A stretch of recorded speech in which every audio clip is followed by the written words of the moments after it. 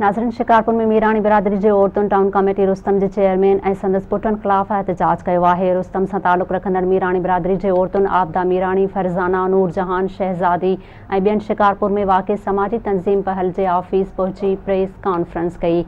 औरतुनि इल्ज़ाम हयो आहे त रुस्तम शहर जे टाउन कमेटीअ जो चेयरमैन गफ़ार महर ऐं संदसि 2 पुट मंसूर अहमद महर ऐं कामरान महर पंहिंजे गार्ड सां गॾिजी हथियारनि जे ज़ोर ते पंहिंजे ज़ाती बंगले ते खणाए जिनसी हवस जो निशानो बणाईंदो आहे।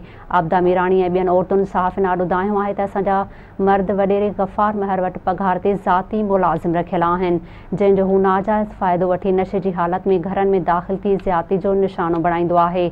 औरतुनि इल्ज़ाम हयो आहे त वॾेरे ऐं उनजे पुटनि शहर अंदरि केतिरनि ई औरतुनि सां ज़्यादती कई आहे, पर हितां जा माण्हू वॾेरनि जे ख़ौफ़ खां ख़ामोश आहिनि। मामले जो नोटिस वठी इंसाफ़ फराहम कयो वञे। होॾां सिंध काउंसिल जे मेंबर कामरान ख़ान महर पंहिंजे वालिद ऐं भाउ मथां लॻायल इल्ज़ामनि खे रद्द कंदे चयो आहे त मुख़ालिफ़नि GDA ऐं PTI वारनि सलीम मीराणीअ खे इस्तेमालु करे सियासी साख ख़राब करे रहिया आहिनि।